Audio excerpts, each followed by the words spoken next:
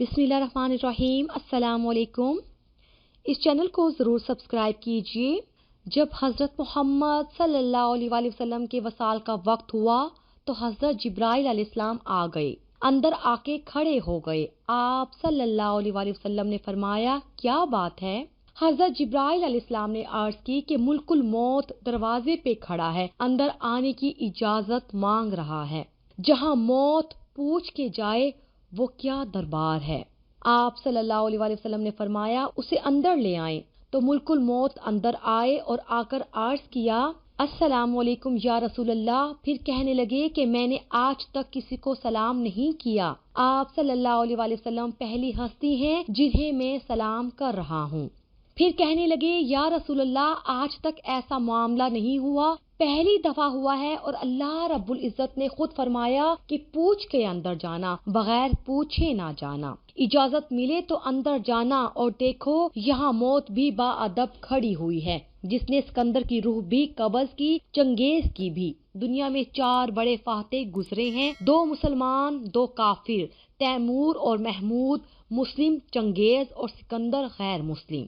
سب کی روح قبض کی، اور یہاں ملک الموت کھڑا ہوا ہے اجازت طلب کرنے کے لیے۔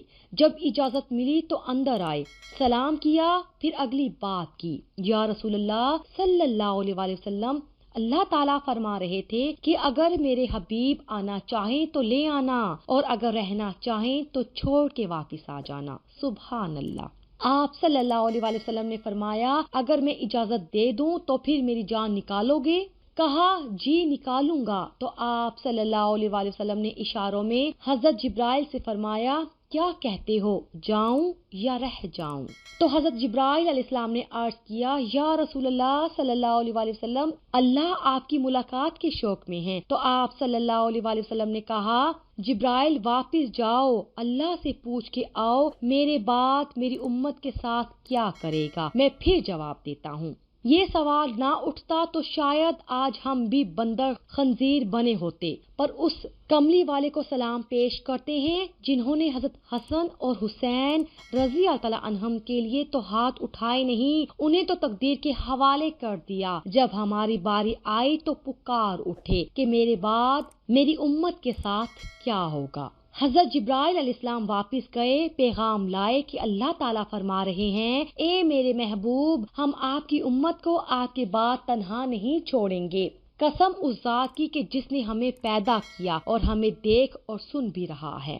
ہمارے نبی حضرت محمد صلی اللہ علیہ وآلہ وسلم کی یہ دعا نہ ہوتی تو جو کچھ امت میں ہو رہا ہے، کوئی بندر بنتا، کوئی خنزیر بنتا، کسی پر پتھر برستے، کوئی زمین میں دھنسایا جاتا۔ یہ سب آپ صلی اللہ علیہ وآلہ وسلم کے آنسو اور دعائیں ہیں جنہوں نے اللہ کے آئے عذاب پلٹا دیے، ہمارے آگے سے ہٹا دیے۔ جب ہمارے نبی صلی اللہ علیہ وآلہ وسلم سے پوچھا گیا اور آپ صلی اللہ علیہ وآلہ وسلم نے ملک الموت کو اجازت دے دی، تو آپ صلی اللہ علیہ وآلہ وسلم کی وصیت کے آخری 2 لفظ، جس میں آپ صلی اللہ علیہ وآلہ وسلم نے اپنی 23 برس کی محنت کو نچوڑ کے ڈال دیا، 23 برس کے دکھ درد نچوڑ کے ڈال دیے۔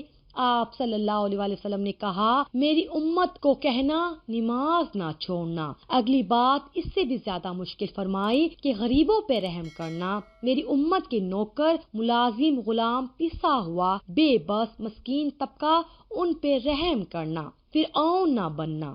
اور پھر اس کے بعد کہا، اے اللہ مجھے اپنے پاس بلا لے۔ اور حضرت عائشہ رضی اللہ عنہا کائنات کی واحد خاتون ہیں جن کے سینے پر سر رکھ کر کسی نبی نے جان دی ہو۔ حضرت عائشہ صدیقہ رضی اللہ عنہا بیٹھی ہوئی تھی، اور آپ صلی اللہ علیہ وآلہ وسلم کا سر حضرت عائشہ رضی اللہ عنہا کے سینے پر تھا۔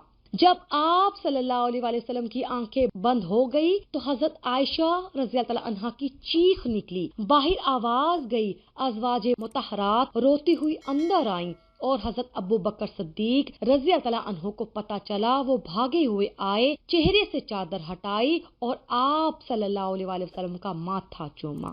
تو حضرت ابو بکر صدیق رضی اللہ عنہ کے آنسو کے قطرے ماتھے پر گرے اور کہا، میرا نبی، میرا جگر آج مجھ سے جدا ہو گئے۔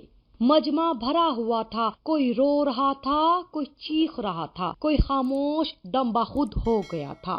حضرت عمر رضی اللہ عنہ تلوار لے کر آئے اور کہا، کوئی نہ بولے کہ اللہ کے نبی فوت ہو گئے ہیں، جو بولے گا میں اس کا سر اڑا دوں گا۔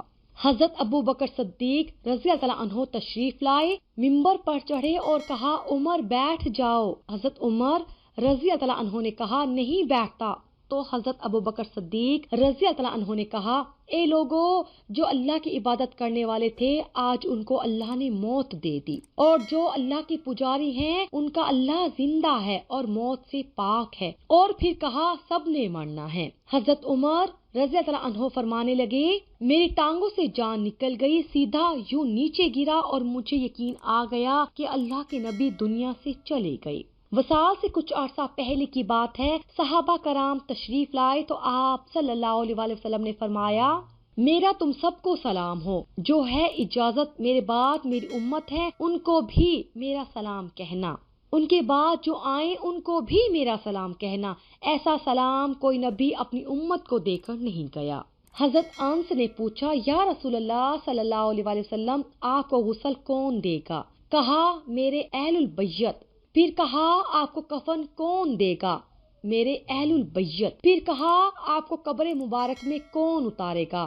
کہا میرے اہل البیت۔ پھر کہا کہ آپ کا جنازہ کون پڑھے گا؟ تو آپ صلی اللہ علیہ وآلہ وسلم کی آنکھوں میں آنسو آ گئے۔ آپ نے فرمایا جب مجھے غسل دے دو، کفن پہنا دو تو سب باہر چلے جانا، سب سے پہلے میرا اللہ اپنی رحمتیں مجھ پر نازل فرمائے گا، اس کے بعد جبرائیل اور میکائیل آ کر میرے لیے دعا کریں گے، پھر ساتوں آسمان کے فرشتے آئیں گے، وہ میرے لیے دعا کریں گے۔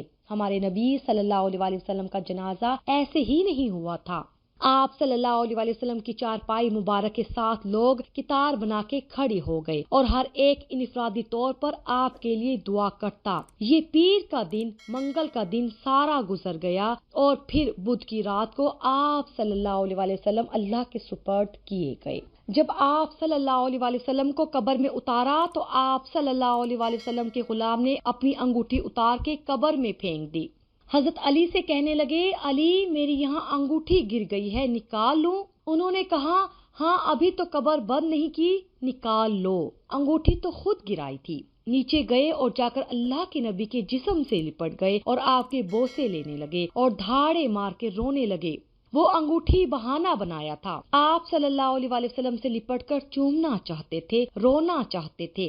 آپ کے ماتھے کا بوسہ لیا، پھر لوگوں نے اوپر سے کہا باہر نکلو، تو آخری بندہ جن کا بدن آپ صلی اللہ علیہ وآلہ وسلم کے پاک بدن سے جا کر لگا وہ آپ صلی اللہ علیہ وآلہ وسلم کے غلام مغیرہ بن شعبہ ہیں۔ وہ باہر نکلے تو پھر آپ صلی اللہ علیہ وآلہ وسلم کی لاحت تیار کی گئی تھی۔ حضرت انس رضی اللہ عنہ فرماتے ہیں جب ہم باہر نکلے تو حضرت فاطمہ رضی اللہ عنہا کھڑی تھی، کہا کہ کس جگر سے تم نے دو جہاں کے رسول کو مٹی میں چھپایا، کس جگر کے ساتھ تم نے ان کے اوپر مٹی ڈالی؟ لیکن ہاں میں جانتی ہوں یہی اللہ کا قانون ہے، یہاں آ کر جانا ہی طے ہے، کوئی نہیں بچا نہ کوئی بچے گا، تو جس سے اللہ راضی ہو گیا اس کے لیے موت سے خوبصورت کوئی پیغام نہیں ہے، اور اللہ کو راضی کرنے کے لیے کسی بادشاہ کو فقیر نہیں بننا پڑتا اور نہ ہی کسی فقیر کو بادشاہ بننا پڑتا ہے کہ محمد سے وفا تو نے تو ہم تیرے ہیں، یہ جہاں چیز ہے کیا لوح قلم تیرے ہیں۔